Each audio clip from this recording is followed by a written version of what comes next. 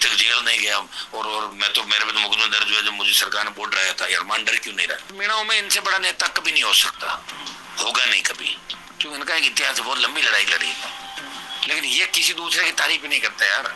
मेरी रैलियों में जो भीड़ देखे ना नागौर वार्ड में, मेरे को कह रहा है यार इतनी भीड़ मैंने तो कभी सोचा नहीं। एसआई भर्ती 2021 लंबी मांग थी, धरने बहुत सारे हुए, लोग बहुत आंदोलन करते नजर आए और अंततः हाई कोर्ट ने भर्ती परीक्षा रद्द कर दी।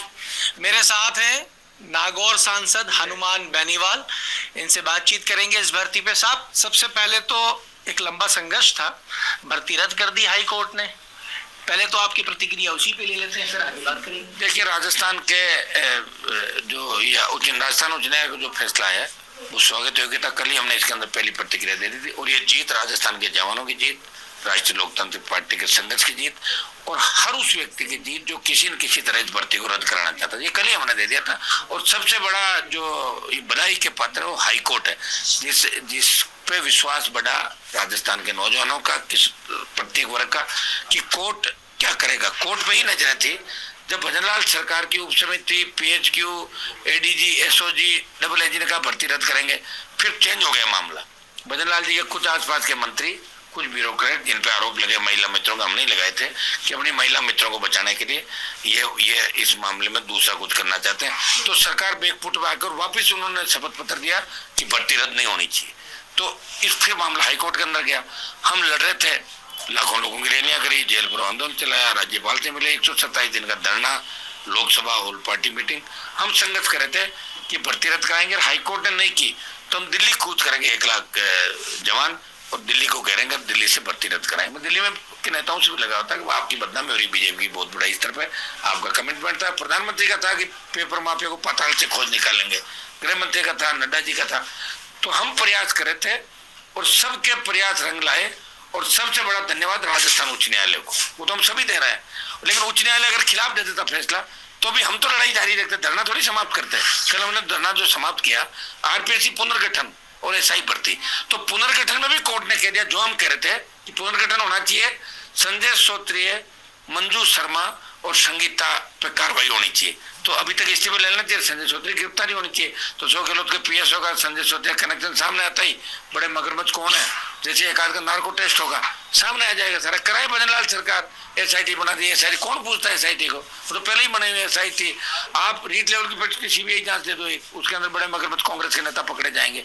जितनी भर्तियों पर उंगली उठी है आप कराओ उनकी। अब हम इसके बाद आगामी दिनों में जिन जिन भर्तियों में दिव्यांग सर्टिफिकेट से लेके, चाहे JN, PTI, दूसरी भर्तियां, उनको लेके भी हम आंदोलन करेंगे। RAS की भी बात, RAS 18 और 21 की कॉपियां भी हमने दी थी, आपके सामने सबूत दिए। एक मतलब RPSC ने हाथों हाथ नंबर घटा के अपनी गलती भी मानी थी। प्रयास तो हमने किए थे और आगे भी प्रयास करेंगे। अब हम रुकेंगे नहीं। आप ही मत सोचना कि हो गया यार, क्रेडिट ले लिया चले गए।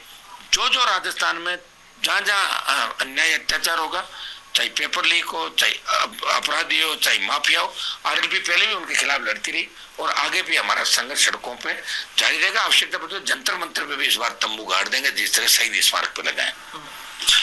बेनीवाल साहब, ये SI भर्ती परीक्षा जो थी, ये क्या इतनी बड़ी परीक्षा थी जो इसके लिए डॉक्टर साहब भी न सड़कों पे नजर आए? एक जमाने में आपको ध्यान होगा, सचिन पायलट भी अजमेर से पैदल पैदल आ गए थे कि पेपर लीक खत्म करो। आपने अंत किया क्योंकि उन लड़कों के पास कुछ सहारा नहीं था, सब जगह से हताश होके वो आपके पास आए थे और आपने, तो क्या ये परीक्षा इतनी बड़ी थी कि इसकी क्रेडिट की लड़ाई के लिए सारी मर्यादाएं टूट गई? देखिए, डॉक्टर साहब और हम खूब साथ लड़े। 20 साल का हमारा 25 साल का साथ है सड़कों का, विश्वविद्यालय के जमाने से लेकर आज तक, और हमने उनको हमेशा बड़े भाई के रूप में डॉक्टर साहब को माना। अब और एक दूसरे के हम काम भी आए, ऐसा नहीं भाई वो मेरे लिए तो मैं उनके लिए जान हथेली पे रख के, उनके सारे दुश्मन थे, मेरे दुश्मन थे, और मेरे दुश्मन थे उनके दुश्मन थे। लेकिन पिछले कुछ समय से डॉक्टर साहब परेशान थे, पता नहीं क्यों मेरे से चिढ़ रहे थे, क्यों जल रहे थे। कल जिस तरह उन्होंने फोन पे कहा मुझे अच्छा नहीं लगा, तू तरह के चोर लुच्चा, इस तरह की बात उनको शोभा नहीं देती। वो बातें उनको कहनी चाहिए अपने इलाके के उन नेताओं को जो उनके लिए सामने चुनाव लड़ते हैं, या बीजेपी के उन नेताओं को जिन्होंने बाधा बन के उनको रोका, ये उनको करनी चाहिए। जब उन्होंने आंदोलन किया था, उन्होंने एक बात कही थी, जब मैं आंदोलन कर रहा था कोई नहीं आया। मैं राजस्थान की सड़कों पे बजरी के खिलाफ आंदोलन कर रहा था, मैं रीट का एग्जाम रद्द कराने का आंदोलन कर रहा था, बिजली के खिलाफ आपने देखा होगा मैंने घेराव प्रदर्शन किए, वहां पे एमडी ऑफिस को भी घेर के बैठा पूरे दिन, जगह जगह आंदोलन प्रदर्शन राष्ट्रीय लोकतांत्रिक पार्टी कर रही थी। लेकिन डॉक्टर साहब का जो आंदोलन था एसआई भर्ती का, वो जो चला 3 दिन 4 दिन 5 दिन, उसके बाद जो उनके बयान चले, वो आंदोलन कर रहे थे बीजेपी के झंडे के साथ। और मैं बीजेपी कांग्रेस दोनों से नाराज था।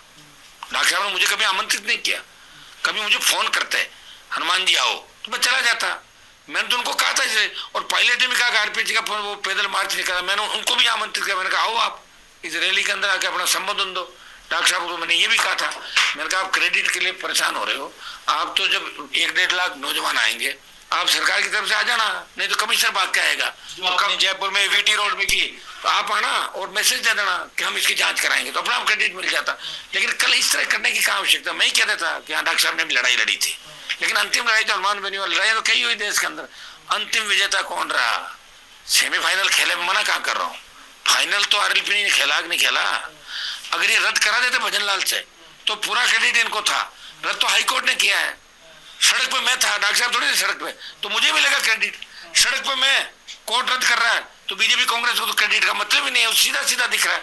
और कल 10,000 5,000 से 10,000 जो नौजवान डीजे कमिश्नरेट में बजा रहे थे, आपने देखा नहीं कितना जोश जुनून था। वो हाईवे पे मैं जयपुर अजमेर से जयपुर आया, परवाही नहीं करते कितने वाहन चल रहे, हाईवे पे घुस रहे थे ऐसे झंडा लेके। उनके अंदर जोश जुनून था कि हमारी जीत हो गई, नौजवानों की जीत हो गई। वो आरएलपी को राजस्थान का फ्यूचर देख रहे हैं। और आरएलपी पार्टी, डॉक्टर साहब की भी इच्छा थी कि राजस्थान में पार्टी बने, तो बनी ना, आरएलपी बनी थी, उनकी इच्छा तो थी उस समय। उस समय अगर वो मैं और घनश्याम तिवारी मिलकर लड़ लेते तो 18 में 50 सीट आ जाती। पर स्थिति तो ये थी कि आरएलपी एक अकेली पार्टी थी, बाकी दोनों ने तो अपनी अपनी व्यवस्था थी। वो संगमा जी की पार्टी से डॉक्टर साहब थे और घनश्याम जी ने बांसुरी बनाई थी शायद। नहीं, बांसुरी संगमा जी की पार्टी और मिल के थे कहाँ आप? आरएलपी, हम एक कमरे के अंदर बैठे थे। बात ये थी कि सीएम कौन बनेगा, ये देखो बात उछल पड़ी। मैंने कहा आप दोनों उदास हो और झगड़ा मुख्यमंत्री का, तो बोले बात तो आएगी, थारे मुंडा माता आई बात है।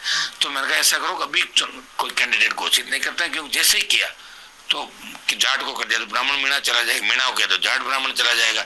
और हम, मैंने कहा आपसे जूनियर है तो आप मुझे तो कभी बर्दाश्त करो नहीं, तो मेरे 5 सीट लगा देना आप लोग। और कहाँ पे?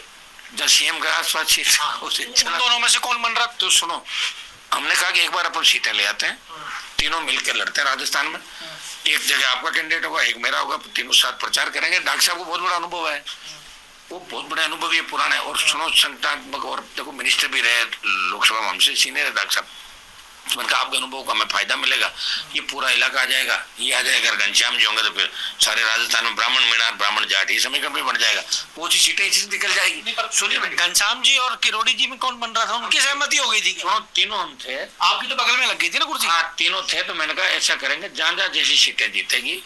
और एक बार मैंने कहा एक आप हो जाएंगे 6 महीने बाद दूसरा, और फिर मैंने कहा मैं तो साइड की कुर्सी पे सरकार गिरती हुई दिखे देख लेना, नहीं तो मैं भी आपके साथ डूब जाऊंगा भाई। मैं तो और क्या, ये प्रयास हमने किए, मैं झूठ नहीं बोल रहा हूँ।